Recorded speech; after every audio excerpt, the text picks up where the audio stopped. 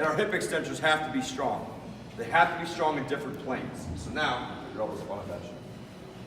Bring your legs up, like grab the bench, there you go. Now you just want to slide this back a little bit. Now drive your legs up. Stand behind me. Let's go with abduction. So you're still going to put your thumbs here so you can push down. But now put your hands here so you can press out. Press out. So down and out. And go. So we are working our spinal extensors, our hip extensors, with a hip abduction diverging force, which is crucial. It's really important to get that meat posterior chain with this force. Let's flip it again. Now you're just going to make a fist and put it between his feet. So now spinal extensors, come all the way up. Hip extensors, bring your heels together, put your fist right between his heels. And press. So notice how we're going hip adduction in an externally rotated position. Or you could go with your fist down between his toe, there you go. And press. Hip adduction in a hip internally rotated position. Keep your heels apart and toes in. See, there's different forces. When you do this, you'll feel a significant difference in the muscles that stabilize the spine and your hip extensors. All right, switch it up again. So with this one, I'll do this one. Come up, feet together. Raise up. I'm going to grab here. Put my hand mid-thigh. Resist my press. Go. Where's my axis of rotation? It's up in the spine. So am I forcing him to isometrically contract? The spinal lateral flexors, the spinal extensors, with the hip extensors. I'll flip it up again. So I'll actually just go through a regular hyper. Hypers are just as effective manual as they are with weight. Okay, they're very, very effective, especially for non-powerlifting athletes. So we're just going to resist my down, resist. Resist. And come up. Hold. I let go. Resist. And come up. Let go. Hold. And go. We can do regular hypers. But if you don't have a machine, that's fine. Manual works great. Especially if you have like these Bosu half moons, because it's going to force you to work in ranges that you feel safe for. With young kids, that's the biggest thing, is they might just wrench all the way to the ground and they can't appropriately hold it. So come back up here. Then we can also go single leg in the split position. So once you're up in your position, both legs up, glutes are tight. Keep this glute tight and slowly drop this leg over. And hold. So we could do a 30-second hold here, which is the split hemipelvis position.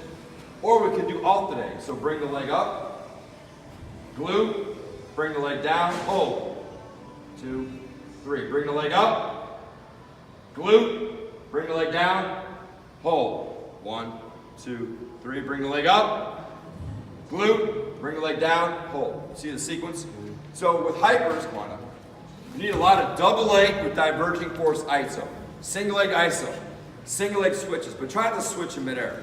That's too aggressive of a force. You know, when you have half your body suspended from the spine on down and you try to switch in midair, that SI joint cannot be compromised like that. So we always start at the top, drop.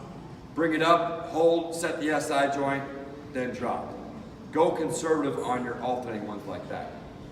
But there's literally hundreds of different reverse hyper combinations as you probably see now.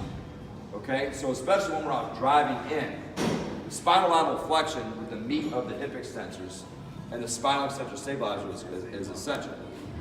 So these are good, easy variations to do when you're limited with space and money, which all of us are.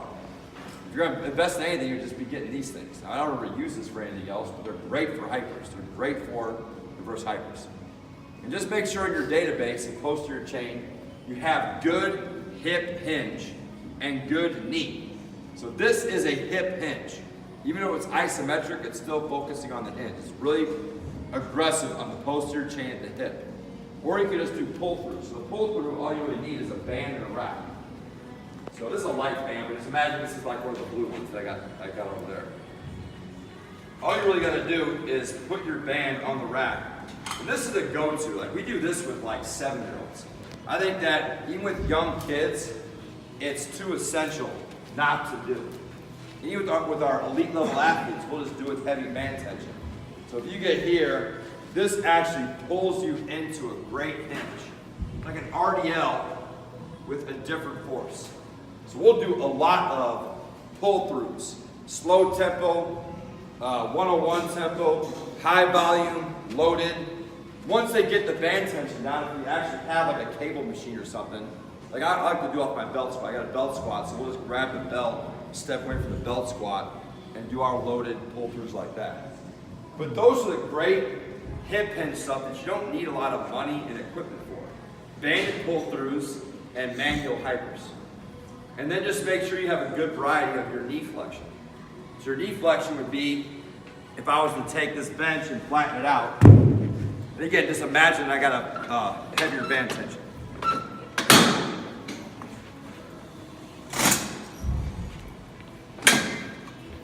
All you really need is a band, a pole, and a bench. You don't really need a lot of stuff. What you could do, if you're gonna go for your knee flexion, just make sure you're upright. You can go slower tempo, faster tempo.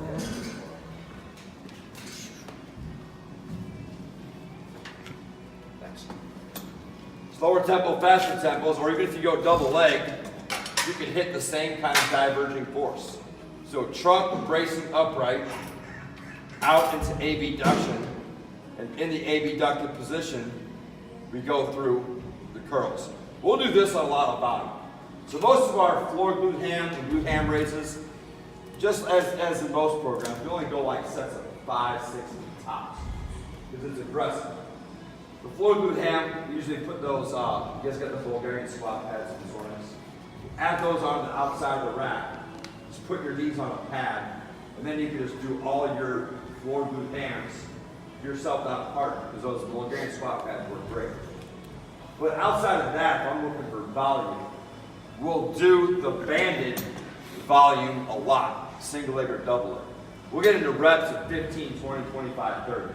It's a good like secondary posterior chain exercise of the knee. So make sure you get a good combination of a hip or knee. Any questions? I see you want to open up the questions before, right?